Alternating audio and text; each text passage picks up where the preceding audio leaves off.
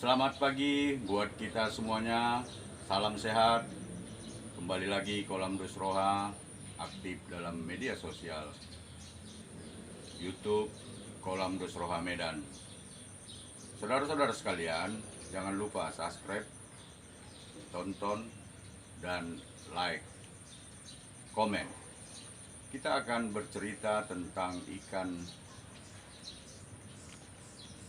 gurami dan nila, gabus, begitu juga dengan ikan lele dalam Kolam Dus Roha Medan. Di sini hadir siswa dari Budi Murni untuk menggali ilmu di Kolam Dus Roha. Mari kita saksikan video berikut ini. Horas. Jadi lele ini kan semua tergantung kepada pakan, ya kan? Lele memang dia cepat, tapi harganya tidak signifikan. Dia harganya artinya tidak mahal, dia sering turun, anjlok.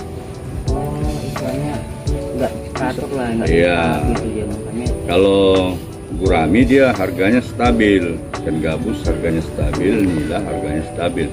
Kalau yang tidak stabil itu ikan lele, nggak stabil dia harganya. Jadi berdasarkan keuntungan memang ikan lele pertumbuhannya itu nggak menjamin lah, misalnya keuntungannya dari mana yang paling besar gitu. Oh, kalau masalah menjaminnya itu menjamin, tapi nggak besar dia keuntungannya.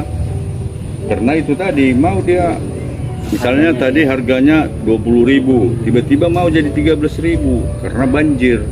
Kenapa banjir? Karena banyak peternak menernakkan itu. Karena mereka merasa lebih gampang ketimbang ternak ikan gurami gitu. Terus Pak, Sambil jalan. terus Pak kan Bapak bilang ikan gurame ya Bapak dulu apa gitu. Iya. Itu kira-kira berapa lama gitu?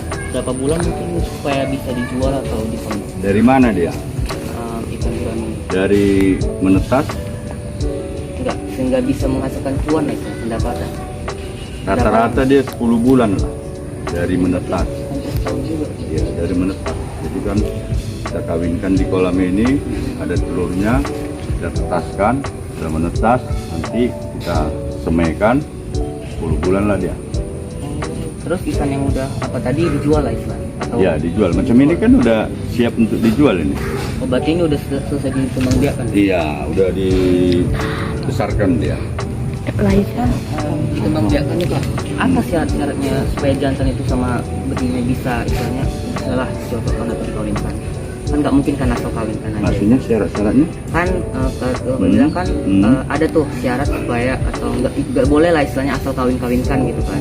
Ya. Kalau Yang pertama dia harus bunting ikannya, bunting, baru kemudian proses perkawinan itu dibuatlah macam ini wadah perkawinannya, dibuatlah ijuk untuk tempat telurnya. Nanti di ijuk itulah dia dibentuknya rumahnya, tempat nelur. Nanti dilepaskan di situ telurnya. Itulah dia prosesnya. Jadi kalau dibilang syaratnya ya ikan itu ya harus bunting, yang perempuan, yang betina. Jadi macam ini kan betina ini. oh ini betina semua. Iya, lagi nggak ada yang bunting, belum bunting. Jadi nggak mungkin dikawinkan. Jadi yang bunting yang dikawinkan gitu. Terus kan kayak kemarin Bapak bilang tonton video ya kan Pak, udah saya tonton lah istilahnya. Terus ada tuh Bapak bilang istilah pemijahan menggunakan pararet, itu maksudnya gimana? Paranet, Ya, paranet, itu Pak. untuk ikan lele. Itu Lele. Jadi ikan lele itu kan nggak perlu kolam segini besar, dia kecil aja. Paranet ini tempat telurnya, itu untuk ikan lele. oh jadi nggak usah cari-cari dia angkat lah Nggak istilahnya. hijuk kita buat kan, paranet kita kembangkan, nanti di paranet inilah telur ikan itu. Gitu. Berarti Untuk gurami harus hijau. beda. Iya. Jadi kalau gurami kan dia buat sarang, kalau paranet kan nggak bisa dibuat sarang. Berarti beda lah istilahnya sifatnya ya. Iya. Oh, yang pertama ikan lele itu kan bisa dikatakan ikan yang rakus, ya kan? Jadi kalau dia ikan lele, pelet, kemudian sayur-sayuran bisa, sayur-sayuran yang busuk bisa, khusus ayam banyak orang buat, tapi kalau kita nggak, kita terpilih dia, jadi nggak mau kita menggunakan khusus ayam atau misalnya ayam mati. Banyak itu orang peternak membuat itu. Dulu saya nggak makan ikan lele, tapi setelah saya ternak sendiri, karena saya tahu kualitas pakannya, maka kita makan. Kan ada orang bilang kan bisa yang dibuat kan itu macam-macam kan dulu kan ceritanya. Jadi setelah kita beternak sendiri, kita baru makan ikan lele. Jadi dia makannya itu tadi peletnya wajib. Nah, kenapa kita buat sayur-sayuran atau daun atau batang keladi tentunya? Gunanya untuk mengurangi kos. Kalau hanya kos pengeluaran. Kalau misalnya dia hanya pelet, kita akan rugi. Karena pelet kan mahal. Nah, jadi kalau pelet dia rakus. Kalau macam gabus kan dia nggak rakus. Dia kalau beda dia. Kalau ikan lele makan, dia kalau ikan gabus satu-satu. Jadi dia peletnya nggak begitu banyak. Nah kalau gurami juga gitu, nggak rakus seperti lele. Jadi kalau lele kemana banyak pun kita buat pelet akan habis. Nah itulah dia kenapa kita sarankan supaya membuat pakan alternatif istilahnya, ya kan? Jangan tergantung kepada pelet. Kalau tergantung kepada pelet maka kita akan rugi kalau kita menjadi peternak ikan lele. Contoh pakan alternatif itu apa? Kita sayur-sayuran, ya kan? Kan di pasar ada itu yang di kopek-kopek, ya kan? Di pasar pasar induk, kopek-kopek. Ah itu kasih aja. Nanti dia agak busuk, dia dimakan. Misalnya batang keladi, ya kan, batang keladi, batangnya itu dirajang, itu nanti dimakannya. Tapi dulu lembek ya, udah agak busuk dimakannya. Kira-kira itu saran kita supaya peternak lele tadi lebih besar lah untungnya.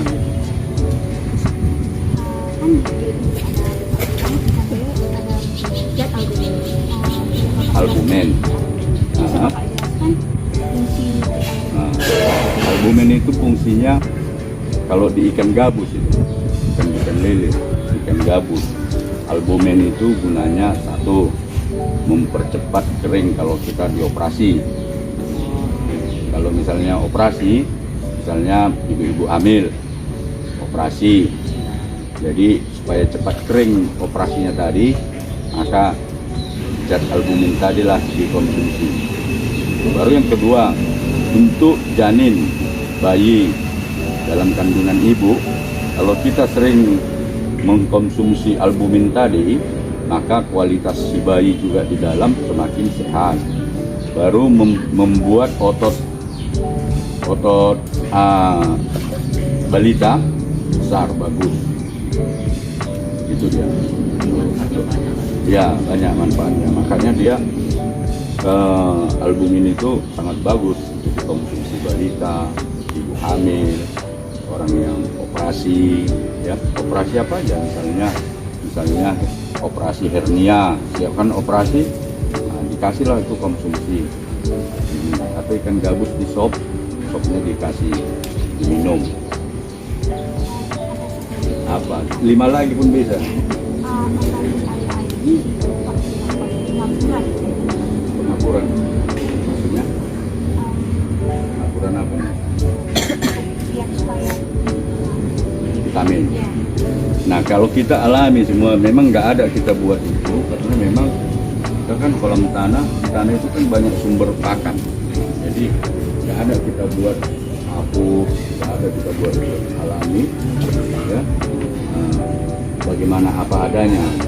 Kecuali misalnya di kolam semen kadang kita buat dia itu apa namanya, saya lupa itu apa ikan. Nah, itu juga jarang kita gunakan. Ikan ini alami. Jadi semua ikan di sini memang alami, nggak ada kita buat obat-obatan, nggak ada. Iya. Jadi kalau misalnya di sini, misalnya ini anti bakteri, ini namanya suhar. Oh, tumbuhan juga. Iya. Jadi kita alami, nggak ada zat kimia kita masukkan ke ikan kita di sini. Berarti tumbuhan juga bisa gitu memperbagus habitat. Bisa. Kayak tadi anti bakteri. Iya, ini dia apa namanya yang putih-putih. Nah, itu dikasih obatnya. Terus Pak, kan itu kan pasti bertelur ya kan? Hmm, Nah, hmm. kan tentu saja dibedakan lah tempatnya kan. Hmm. Kira-kira bertelur ini sampai menetas butuh waktu lama. Gabus lah bibit kita ini. Ikan gabus paling lama seminggu.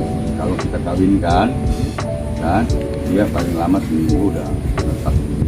Kira Bapak kasih makanan atau otomatis beda kan? Baik.